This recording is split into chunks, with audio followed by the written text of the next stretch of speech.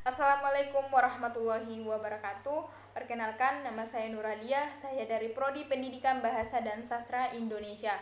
Di sini saya akan menjelaskan salah satu mata kuliah atau salah satu tugas kuliah yang dimana tugas kuliahnya itu adalah model pembelajaran.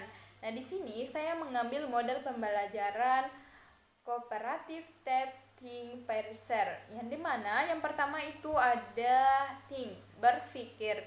Setiap siswa diajak untuk berpikir secara individu terlebih dahulu. Misalnya, saya sebagai guru memberikan pertanyaan kepada siswa seperti di bagian orientasi dan siapa tokoh utamanya. Ini melatih siswa untuk merenung dan memahami materi secara mandiri. Nah, yang kedua ada berpasangan. Nah, setelah siswa berpikir secara mandiri, mereka kemudian saya minta untuk berdiskusi dengan kelompok atau pasangan mereka untuk mencari jawaban bersama. Dalam konteks ini, siswa menganalisis teks narasi bersama kelompok kecil mereka. Yang ketiga itu berbagi. Nah, setelah berdiskusi, setiap kelompok atau pasangan mempresentasikan hasil diskusi mereka pada seluruh teman-temannya yang ada di kelas, sehingga semua siswa saling belajar dari jawaban kelompok lain. Nah, model pembelajaran ini sangat cocok untuk dipelajari untuk pembelajaran analisis teks narasi karena membantu siswa memahami struktur melalui diskusi. Yang kedua, karena mendorong siswa untuk berinteraksi aktif antar siswa. Yang ketiga, karena memberikan kesempatan kepada siswa untuk belajar dan perspektif dengan teman-temannya. Mungkin itu adalah model pembelajaran yang saya ambil dan silahkan menyaksikan videonya. Assalamualaikum warahmatullahi wabarakatuh. Selamat pagi teman-teman. Pada pertemuan kali ini kita akan belajar mengenai materi teks narasi. Nah, teks narasi sendiri ini sebelum kita memulai pembelajaran, saya ingin bertanya dulu, siapa di sini yang suka membaca buku? Dan cerita apa yang paling berkesan bagi kalian? Dan kenapa cerita itu bisa menarik untuk dibaca? Nah, kita semua pasti sudah sering membaca cerita. Nah, dalam pembelajaran kali ini kita akan fokus untuk memahami 3 bagian penting dalam teks narasi. Jadi hari ini kita akan belajar mengenai teks narasi. Teks narasi itu adalah teks yang menceritakan suatu kejadian atau peristiwa urutan yang jelas. Jadi kalian harus tahu bahwa cerita yang kita baca di buku, dongeng ataupun cerita-cerita pendek itu pasti punya alur yang dimulai dengan pengenalan tokoh, muncul masalah dan diakhiri dengan penyelesaian. Nah, disitulah disebut teks narasi dan itulah yang disebut dengan teks narasi.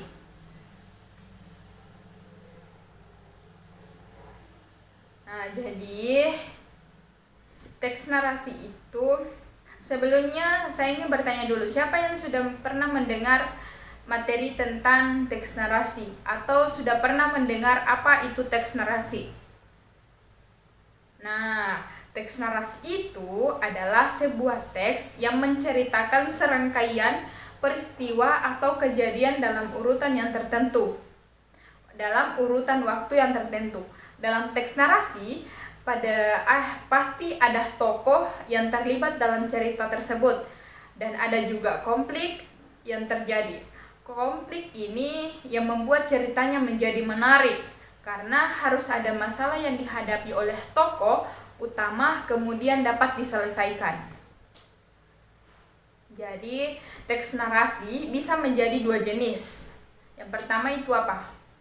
Nah, yang pertama itu adalah fiksi, yang kedua adalah non-fiksi. Jadi, teks fiksi itu cerita imajinatif yang bisa kita temukan dalam novel, cerita pendek, ataupun film.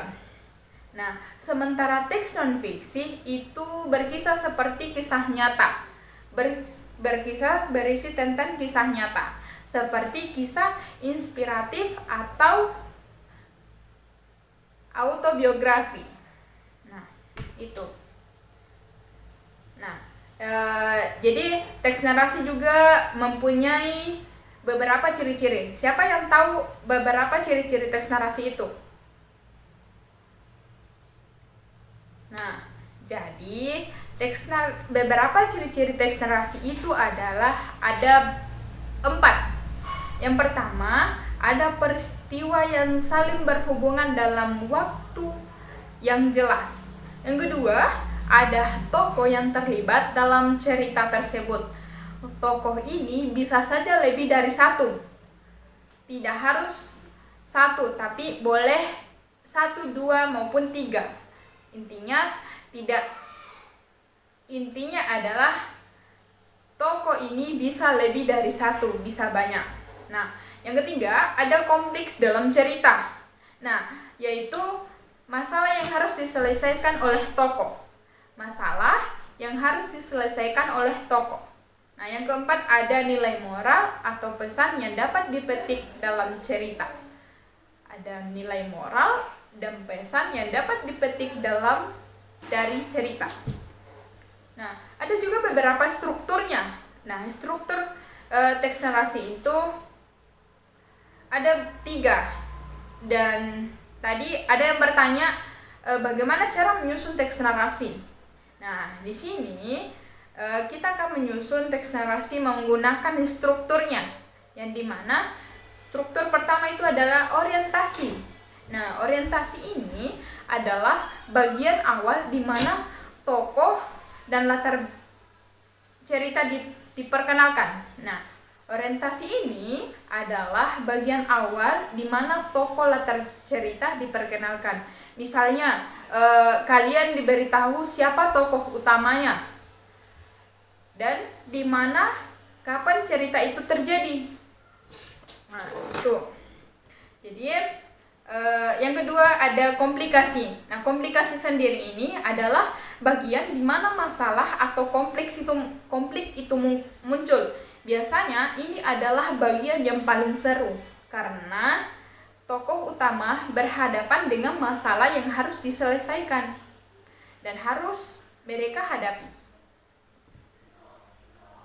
Resolusi. Nah, resolusi ini adalah bagian yang menjelaskan bagaimana konflik itu diselesaikan, di mana disinilah masalah yang dihadapi oleh tokoh utama untuk menemukan penyelesaian, baik itu secara baik ataupun secara buruk.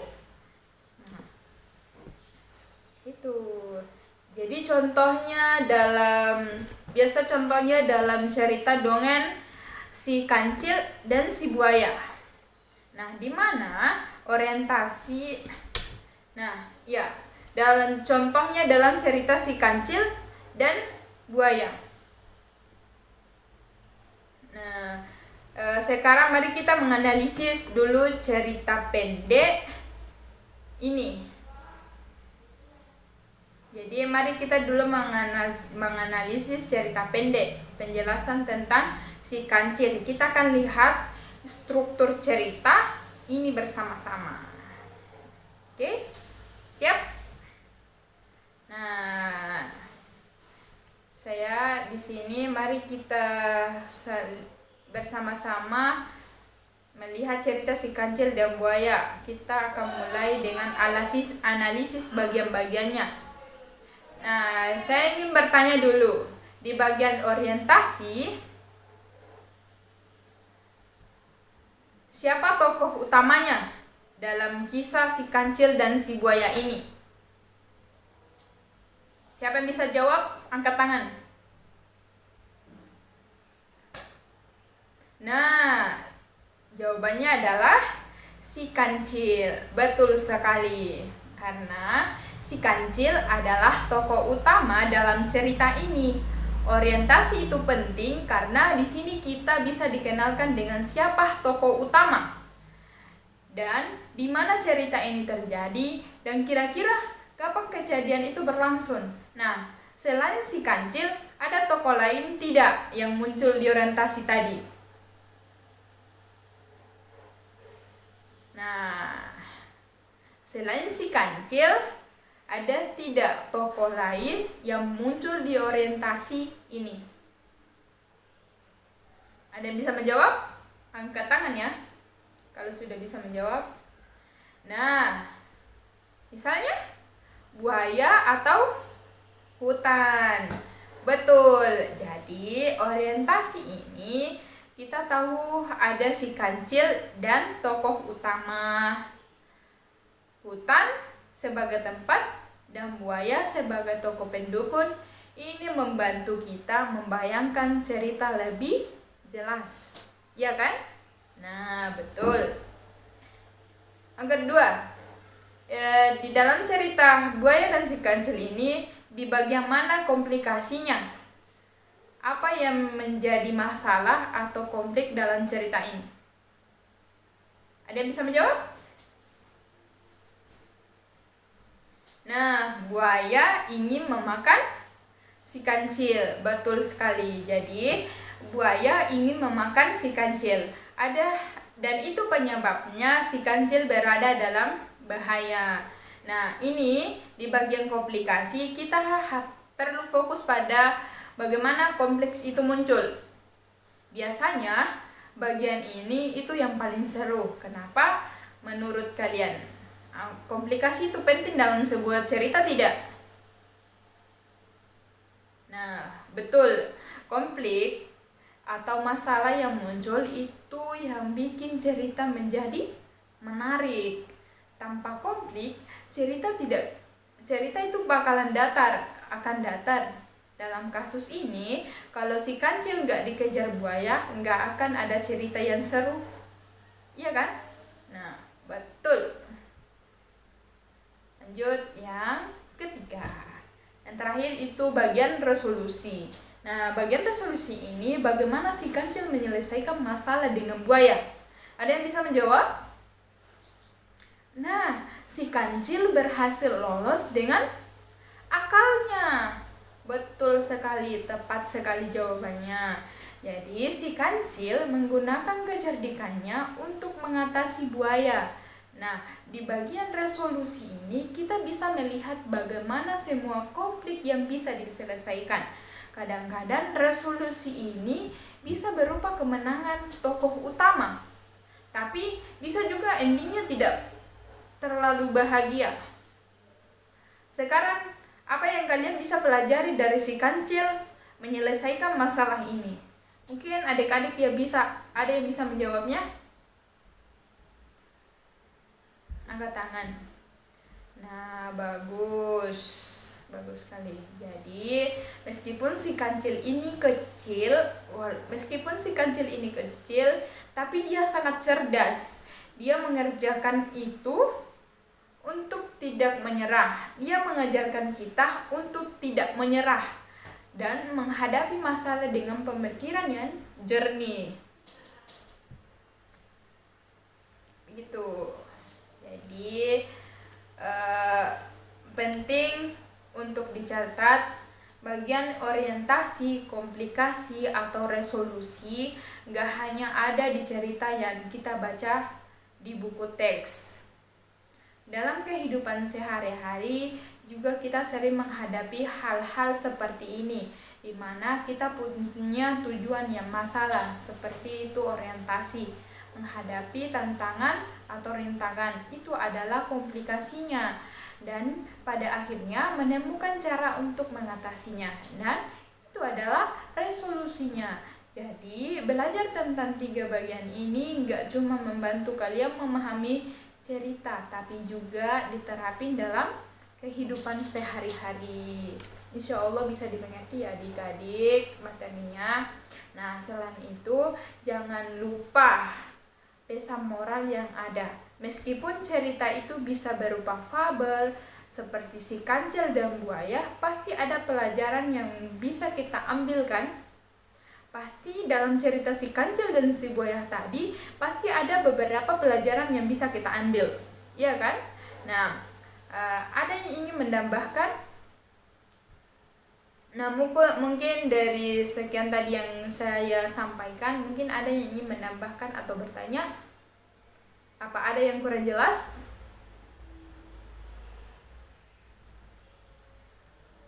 Nah, sudah jelas? Nah, kalau begitu, nah, oke, baik, kalau itu sudah jelas. Sekarang saya ingin bekerja dalam kelompok-kelompok kecil. Jadi sekarang saya ingin membagi kelompok. Dalam satu kelompok itu ada 4 orang lah, insya Allah. Ya, 4 orang. Jadi sekarang saya akan membagi kalian menjadi kerja kelompok. Dalam satu kelompok itu ada 4 orang. Jadi tugasnya itu adalah bacalah teks narasi yang saya bagikan. Saya akan bagikan teks narasi kepada anak-anak, lalu diskusikan dalam kelompok kalian. Tentukan apa saja yang termasuk dalam orientasi, komplikasi, dan resolusi dalam cerita tersebut. Insya Allah bisa difahami ya. Jika ada yang kurang dimengerti, bisa ditanyakan.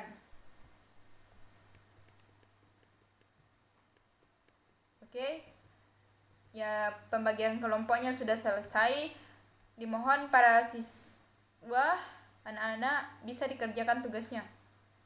Setiap kelompok akan menerima cerita yang berbeda.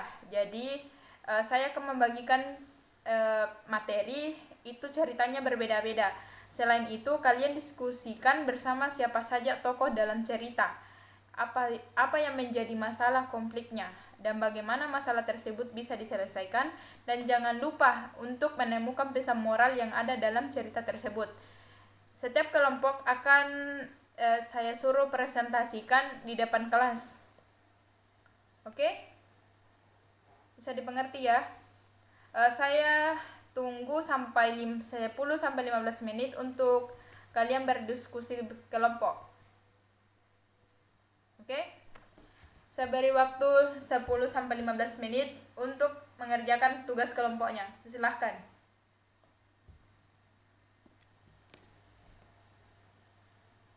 Bagaimana? Apa ada yang sudah selesai? Oke, baik. Kalau sudah selesai semua, baiklah. Mari kita dengarkan presentasi dari setiap kelompok. Kelompok pertama, silahkan jelaskan apa yang kalian temukan mengenai cerita yang kalian baca, terutama terkait dengan struktur cerita, orientasi, komplikasi, dan resolusi. Dipersilahkan, kelompok pertama. Mohon teman-teman yang ada di bawah, dengarkan teman-temannya yang ada presentasi di depan. Mohon diperhatikan, karena sekarang kita belajar sama-sama. Oke? Diperhatikan ya teman-temannya yang ada di depan.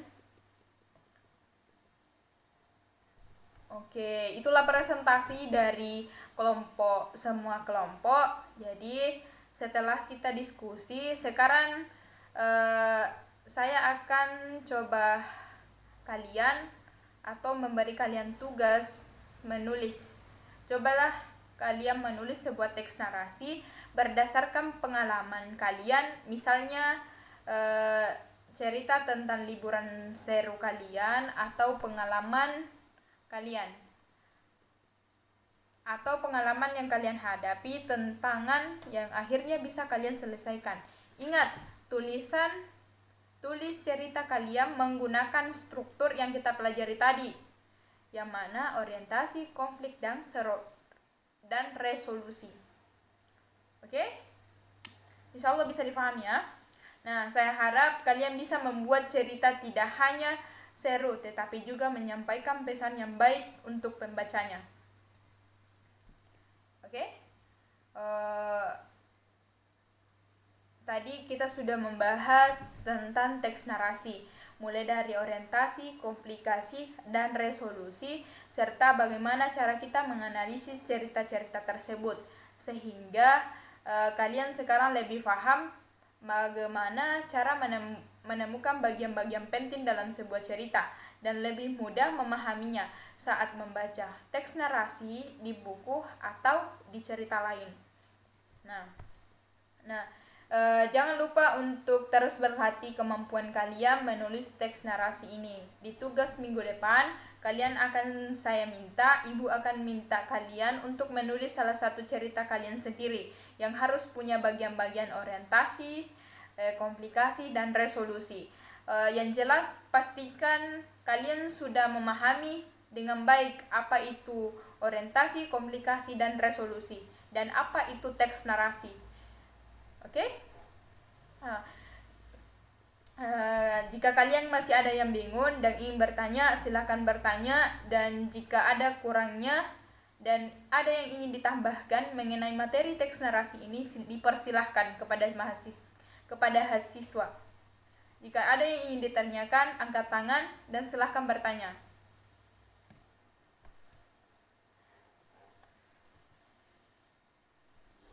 Oke, sudah? Nah, sekarang kalian sudah selesai menyelesaikan tugas kelompok atau menulis catatan yang perlu dicatat dan pelajari. Jadi saya harap kalian aplikasikan apa yang sudah kita pelajari hari ini di kehidupan sehari-hari atau di tulisan kalian. Oke, sudah waktunya kita selesai belajar pada hari ini. Terima kasih semua, kalian sudah luar biasa. Nah, terima kasih juga atas perhatiannya, partisipasinya, dan sampai jumpa minggu depan. Semoga kalian bisa menulis cerita yang semakin menarik. Oke, kita tutup pelajaran pada hari ini. Cukup sekian. Assalamualaikum warahmatullahi wabarakatuh. Bye-bye anak-anak. Silakan sekarang bisa pulang. Baik, itulah model pembelajaran dari saya. Cukup sekian. Assalamualaikum warahmatullahi wabarakatuh. Terima kasih. Selamat menyaksikan teman-teman. Bye-bye.